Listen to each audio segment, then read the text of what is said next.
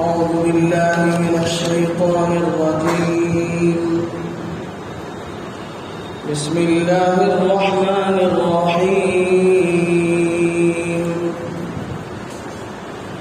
إن الله لا يستحيي أن يضرب مثلا ما بعوضة فما فوقها فأما الذين آمنوا فيعلمون أنه الحق من ربهم وأما الذين كفروا فيقولون ماذا أراد الله بهذا مثلا يضل به كثيرا ويهدي به كثيرا وما يضل به إلا الفاسقين الذين ينقضون عهد الله من بعد ميثاقه ويقطعون ما أمر الله به أن يوصل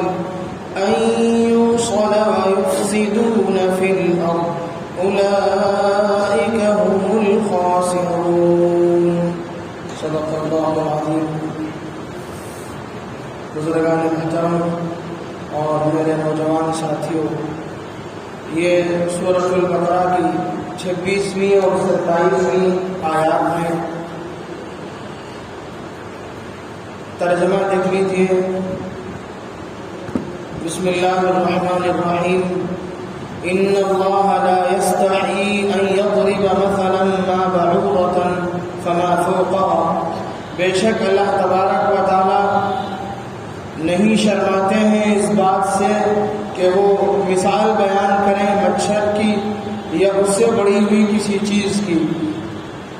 فَأَمَّا الَّذِينَ آمَنُوا فَيَعْلَمُونَ أَنَّهُ الْحَقُّ مِنْ رَبِّهِمْ.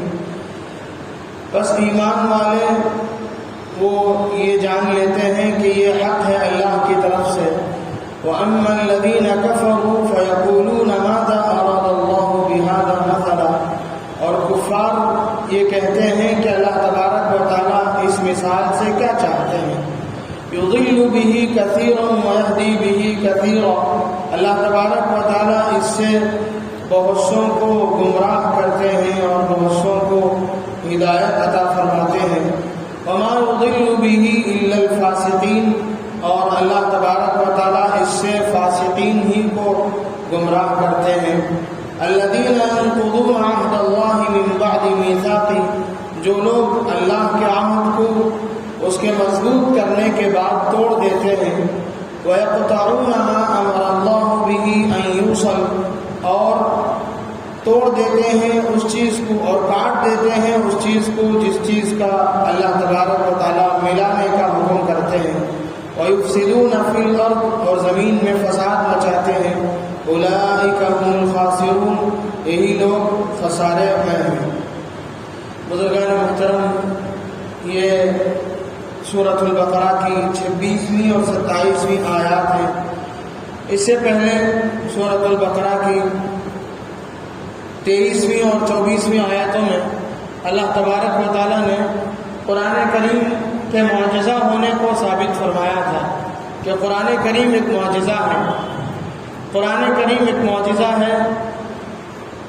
قرآن ایک ایسا معجزہ ہے کہ لوگ اس کا بدل کیا، اس کی ایک ادنا سی صورت، ایک آیت بھی اس کے مقابلے میں پیش نہیں کر سکتے.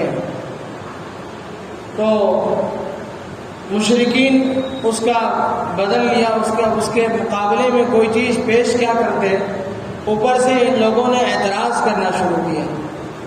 مثلا انہوں نے ایک اعتراض یہ کیا کہ یہ قرآن اللہ کی کتاب کیسے ہو سکتی ہے، قرآن اللہ کا کلام کیسے ہو سکتا ہے. اللہ تبارک و تعالیٰ احکم الحاکمین ہے. اس میں مکھی مچھر اور مکڑی کے تذکرے بھی ہیں. بڑوں کی باتوں میں بڑی چیزیں ہوا کرتی ہیں. یہ حقیر چیزیں کیسے قرآن میں آ گئی، اور جب یہ چیزیں قرآن میں ہیں تو یہ کیسے اللہ کا کلام ہو سکتا ہے. تو اللہ تبارک و تعالیٰ ان آیات میں اسی کا جواب دے رہے ہیں کہ اللہ تبارک و تعالی حکیم ہے. قرآن کریم کا مقصد لوگوں کی ہدایت ہے، لوگوں کو سیدھا راستہ دکھلانا ہے، اور اس کے لیے جب مثال کی ضرورت پڑتی ہے تو مثال میں تو کیسی بھی چیز یعنی کسی حقیر چیز کی مثال دینا ہو تو اس کے مقابل میں کوئی حقیر چیز بدلا کر ہی اسے مثال میں پیش کی جا سکتی ہے۔ باتوں میں کلام میں حقیر چیز کی مثال دینا کوئی عیب نہیں ہے، بلکہ بات اسی وقت واضح ہوگی جب جیسی چیز ہو اسی کے مانند مثال دی جائے، تبھی جا کر کے بات واضح ہوگی۔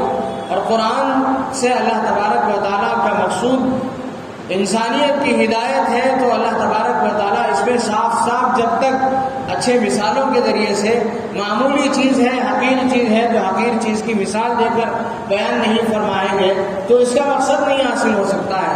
اس لیے اللہ تبارک و تعالیٰ قرآن کریم میں مچھر یا مکھی یا مکڑی کا تذکرہ کرتے ہوئے شرماتے نہیں ہیں، تو یہ جواب دیا گیا۔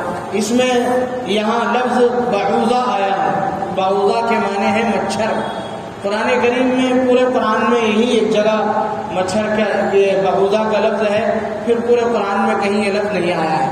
مچھر ہم لوگ جانتے ہی ہیں، تو ابھی بھی آپ سنتے ہی آپ کو کاٹتے ہوں گے۔ تو مچھر ایک حقیر مخلوق ہے، معمولی یعنی چھوٹی سی مخلوق ہے۔ عرب میں حقارت میں مثال دینے کے لیے یہ چیز عام تھی، جیسا کہ ہمارے ہاں عام طور سے معمولی چیز کی مثال دینے کے لیے چونٹی کو دیتے ہیں، چونٹی سے بھی چھوٹی چیز، یا تکلیف میں چونٹی کے کاٹنے کی طرح معمولی سی تکلیف ہو سکتی ہے۔ یہ معمولی اور حقیر چیز کی مثال دینے کے لیے جس طرح ہمارے ہاں چونٹی کو مثال دینے کا رواج ہے، عربوں میں مچھر کے مثال دینے کا رواج تھا۔ مچھر کیا ہے آپ لوگ جانتے ہیں کہ اس کے اللہ تبارک و تعالیٰ کی ایک مخلوق ہے، اللہ نے اسے بہت سے مقاصد کے لیے پیدا فرمایا۔ اس کی تقریباً دنیا میں 3500 قسمیں پائے جاتے ہیں، ماہرین کہتے ہیں 3500 قسم کے مچھر دنیا میں پائے جاتے ہیں، اور اتنی چھوٹی سی مخلوق جس سے اللہ تبارک و تعالیٰ جو مسلمان انسانوں کے لیے قاتل ہے، اس سے بڑی کوئی چیز نہیں، یعنی چھوٹی سی مخلوق ہونے کے باوجود، چھوٹا سا جانور ہونے کے باوجود دنیا میں سب سے زیادہ قاتل انسانوں کا یہی ہے۔ اور دنیا میں تقریباً کروڑوں لوگ سال بھر میں اس سے متاثر ہوتے ہیں، اور لاکھوں لوگ موت کے منہ میں چلے جاتے ہیں۔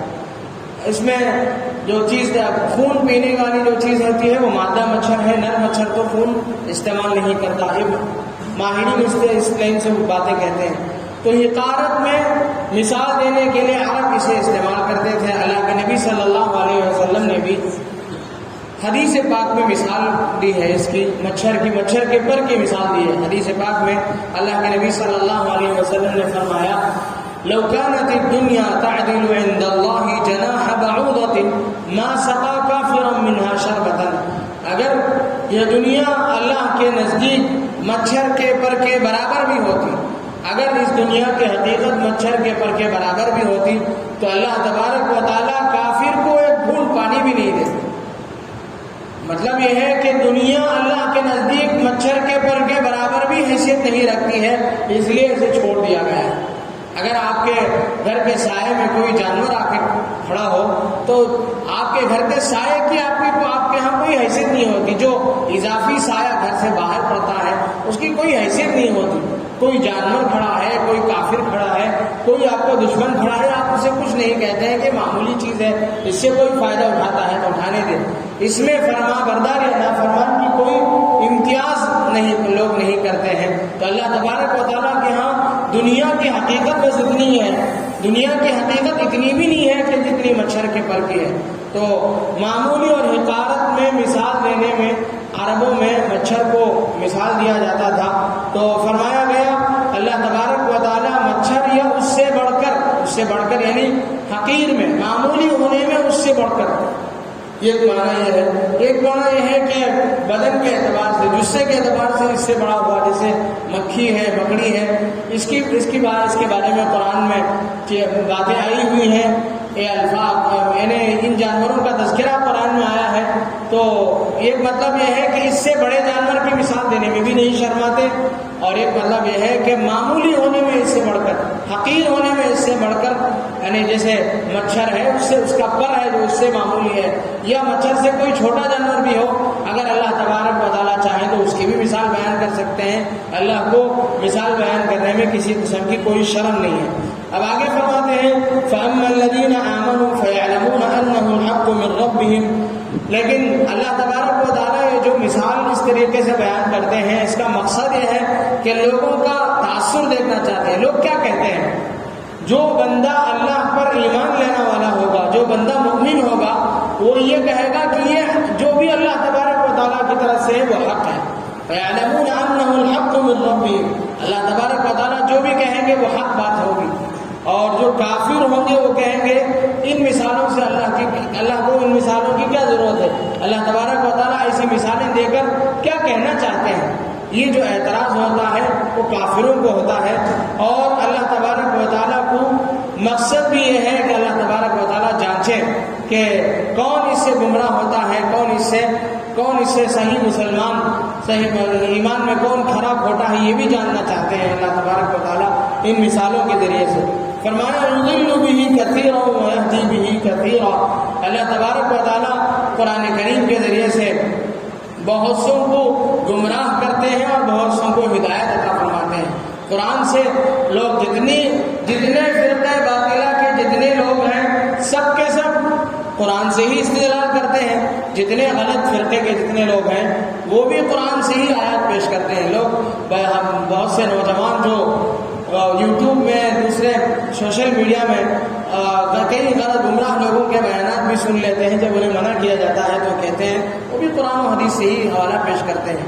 تو اللہ تبارک و تعالیٰ فرماتے ہیں کہ گمراہ بھی لوگ قرآنی آیات سے اللہ تبارک و تعالیٰ جسے چاہیں گے گمراہ کریں گے، گمراہ لوگ بھی اسی سے استدلال کریں گے۔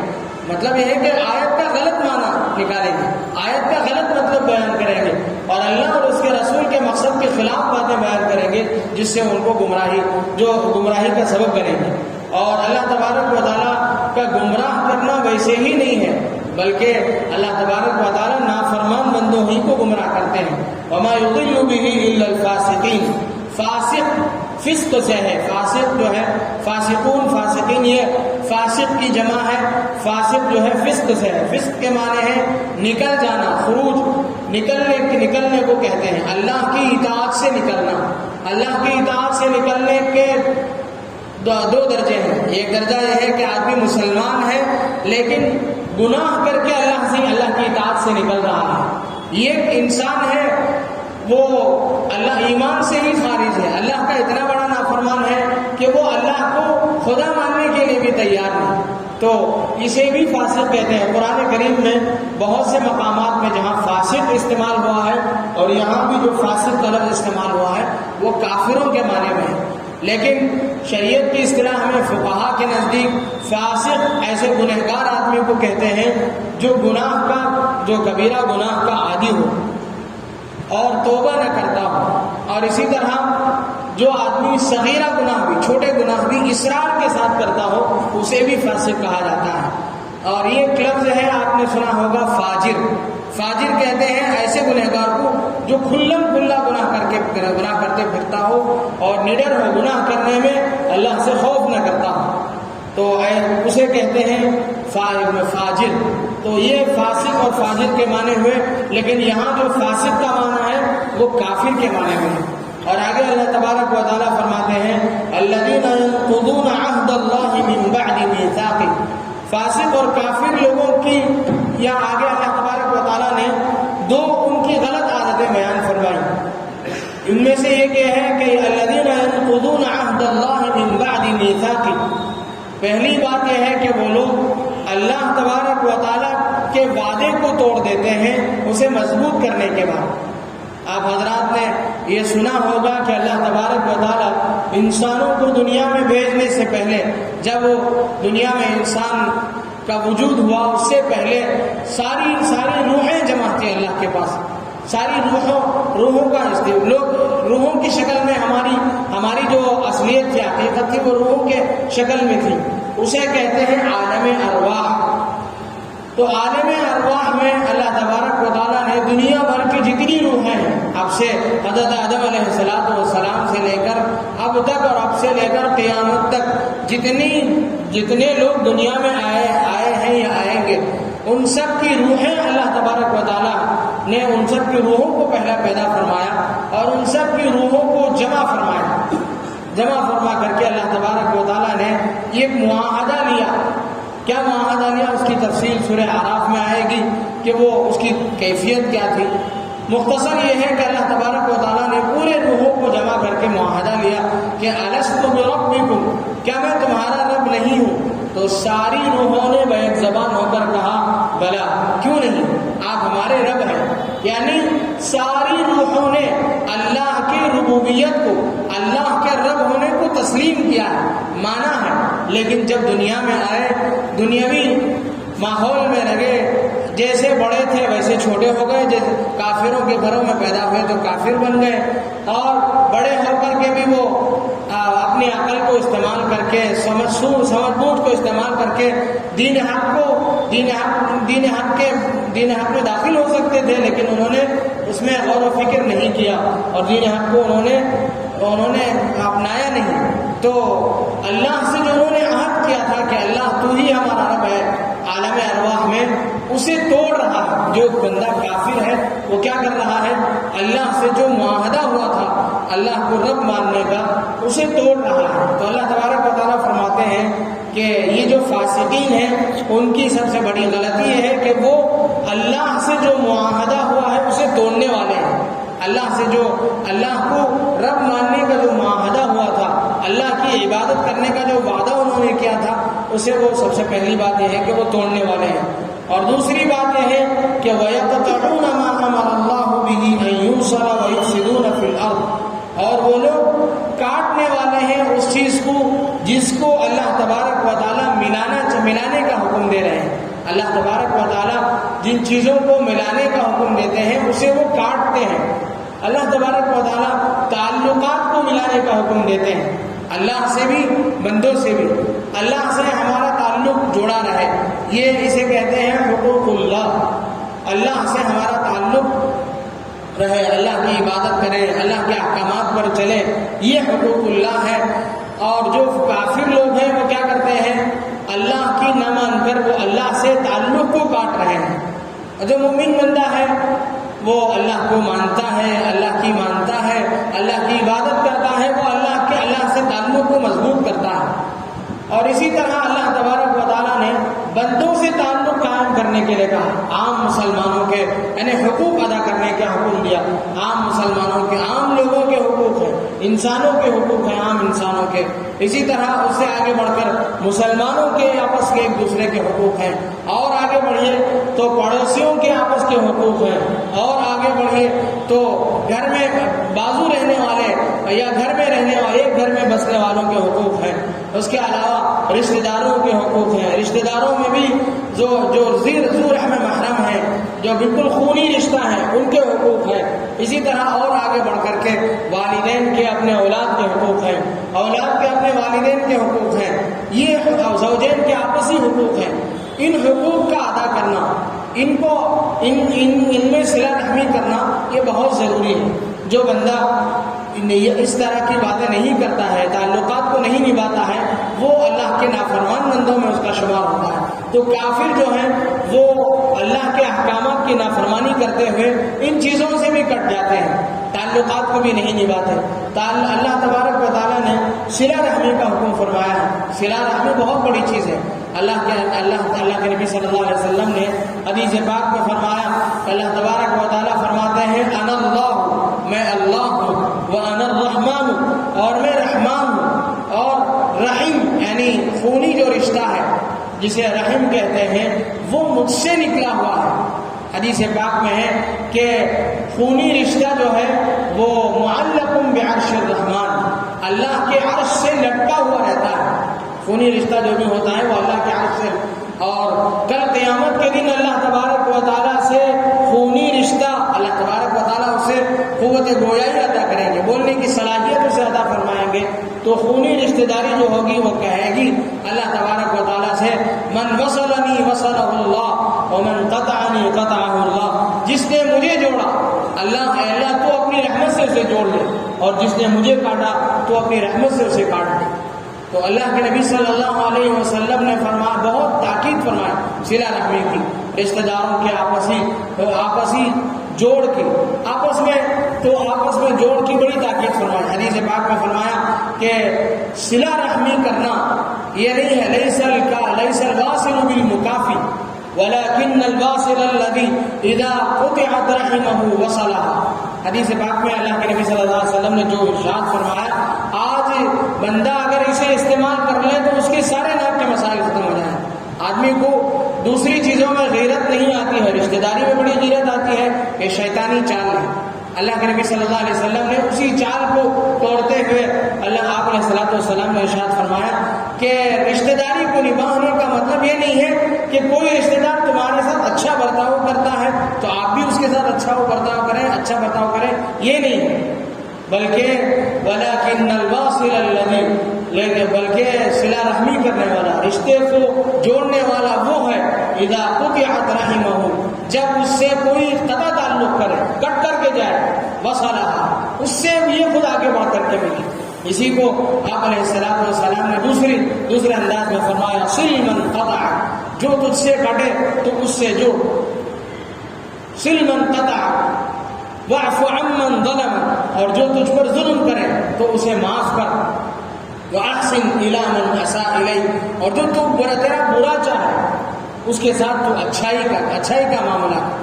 جو آدمی برائی کرتا ہے اس سے اچھائی کا معاملہ کرنا بڑے دل گردی کی بات ہے۔ حضرت شیخ سعدی شیرازی رحمۃ اللہ علیہ نے اپنی مشہور کتاب میں ارشاد فرمایا، بدیرہ بدی سہل باشد جزا وگر مردی احسن الی من اساء، برائی کا بدلہ برائی سے دینا بہت آسان ہے، برائی کا بدلہ برائی سے دینا بہت آسان ہے۔ اگر تو مرد ہے، اگر تیرے اندر بہادری ہے، طاقت ہے، ہمت ہے، تو احسن الی من اساء، جو تیرے ساتھ برائی کا ارادہ کرتا ہے اس کے ساتھ تو اچھائی کر کے دکھا۔ تو اللہ کے نبی صلی اللہ علیہ وسلم نے حقوق ادا کرنے اور رشتے کو نبھانے کی بڑی تاکید فرمائی ہے۔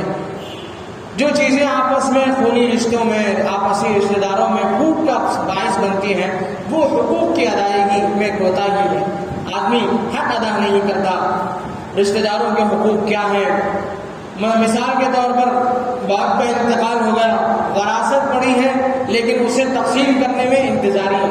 باپ کا اگر انتقال ہو گیا ہے تو ہمارے ہاں رواج یہ ہے کہ لوگ ماں کی موت کا انتظار کرتے ہیں، یعنی امی ہیں اس کے بعد دیکھیں گے۔ امی کا کیا مطلب ہے؟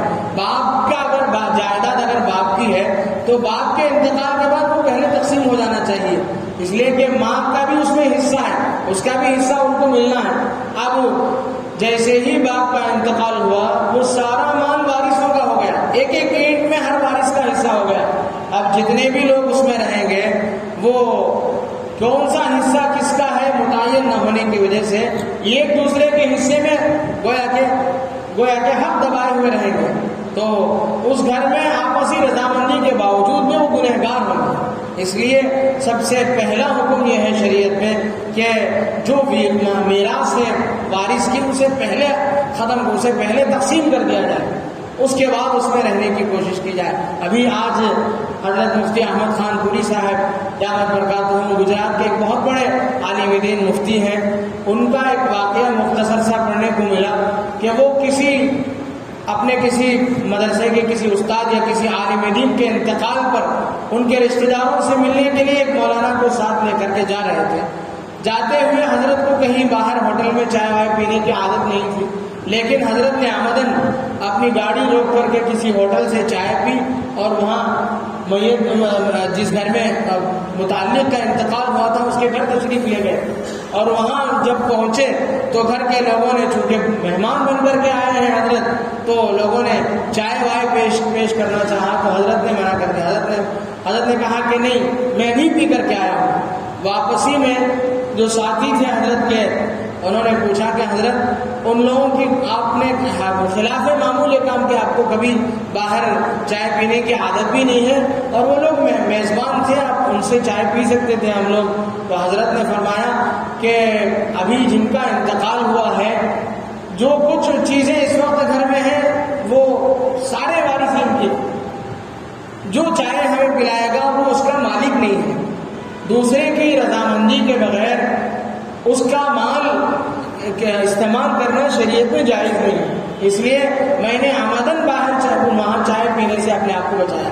تو اللہ والے اتنی احتیاط کرتے ہیں ان چیزوں میں، تو ہمیں بھی احتیاط کرنے کی ضرورت ہے۔ سب سے بڑی پریشانی آپسی رشتہ داروں میں پھوٹ پڑنے کی جو آتی ہے وہ اسی کی آتی ہے کہ ہم لوگ وراثت کو تقسیم نہیں کرتے ہیں۔ دوسری بات یہ جو ہوتی ہے وہ یہ ہے کہ ہم بیجا تکلفات کر لیتے ہیں، بیجا خود سے کوئی اپنا احترام، خود سے کئی چیزیں ہم لوگ تکلفات کر لیتے ہیں کہ یہ فارمیلٹیز بہت زیادہ کر لیتے ہیں کہ ایسا ہونا چاہیے، ایسا ہونا چاہیے، کہیں شادی بارات ہو تو اس میں ہمیں استقبال ہونا چاہیے، کہیں کچھ ہوا تو وہاں ہمیں بلانا چاہیے۔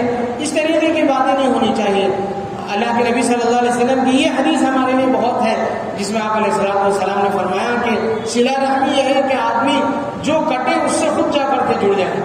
تو اسی لیے اللہ کے نبی صلی اللہ علیہ وسلم، آج ہم لوگ روزی کے مسائل سے آج دنیا میں کون پریشان نہیں، سب پریشان ہیں۔ حدیث پاک میں ارشاد ہے، اللہ کے نبی صلی اللہ علیہ وسلم نے فرمایا کہ من احب ان یبسط له فی رزقہ، جو یہ چاہتا ہے کہ اس کی روزی میں برکت ہو، وینسأ له فی اثرہ، اور اس کی اچھی یاد اس کے بعد باقی رہے، لوگ اس کے دنیا سے جانے کے بعد لوگ اس کا اچھا تذکرہ کریں، جو یہ چاہتا ہو، یعنی زندگی میں روزی میں برکت اور موت کے بعد اس کا اچھا تذکرہ چاہتا ہو، تو اس کے لیے چاہیے کہ وہ قطع رحمی سے اپنے آپ کو بچائے، صلہ رحمی کرے، رشتہ داروں کے ساتھ صلہ رحمی کرے۔ تو بزرگان محترم، ہمیں اس کا بہت احترام ہے، اس کا لحاظ رکھنا چاہیے، اور خاص طور سے ایک چیز اگر ایک چیز ہمیں اختیار کر لیں تو یہ ساری چیزیں ختم ہو جائیں گی کہ جو ہماری چھوٹی موٹی جتنی بھی آمدنی ہے اس آمدنی سے اپنے رشتہ داروں کا ہم خیال کرنا شروع کریں۔ ہم لوگوں نے یہ چیز اپنے طور سے گھڑ لیا ہے کہ کہیں شادی ہو تو ہی دینا ہے، شادی میں اگر وہ بھی کوئی دیتا ہے ہمیں تو وہ آ کر کے ہماری شادی میں کچھ تحفہ دیا ہے تو ہم اس کے مقابل وہ تحفہ دیں گے۔ بعد میں سورۃ المدثر کی تفسیر میں بات آئے گی کہ اسے بعض لوگوں نے سود قرار دیا ہے، تو یہ وہ صحیح نہیں ہے، بلکہ اس کے علاوہ آپ کہیں رشتہ داری میں جاتے ہیں، کوئی بیمار ہے، بیمار لوگوں کی عیادت میں جاتے ہوئے لوگوں کو کچھ لے جانے کی عادت ہی ختم ہو گئی۔ حالانکہ عیادت میں جب آدمی بیمار ہوتا ہے اس وقت جسے پیسے کی سخت ضرورت پڑتی ہے، اس میں ہم لوگوں کو ایسے موقع پر ہاتھ بٹانے کی ضرورت ہے۔ اور رشتہ داروں میں جتنے بھی غربا ہیں، اللہ کے نبی صلی اللہ علیہ وسلم نے بھی سب سے زیادہ تاکید اس بات کی فرمائی کہ صدقے کی ابتدا اپنے گھر والوں سے ہو، اپنے رشتہ داروں سے ہو۔ اس طریقے کا اگر ہم لحاظ کر لیں گے، اللہ تبارک و تعالیٰ پوری رشتہ داری ہماری قائم رہے گی۔ اللہ تبارک و تعالیٰ سے دعا ہے کہ جو باتیں کہیں گئی ان پر عمل پیرا ہونے کی توفیق نصیب فرمائے۔ آمین۔ وآخر دعوانا الحمد للہ رب العالمین۔ الحمد لله رب العالمين، اللهم صل على سيدنا محمد وعلى آل سيدنا محمد وبارك وسلم عليه۔ اللهم اغفر لنا ذنوبنا خطايانا كلها يا رب العالمين، اللهم فقهنا في الدين وعلمنا القرآن الحكيم، اللهم أعنا على تلاوة القرآن وذكرك وشكرك وحسن عبادتك۔ صل على النبي سيدنا محمد وعلى آله وأصحابه أجمعين برحمتك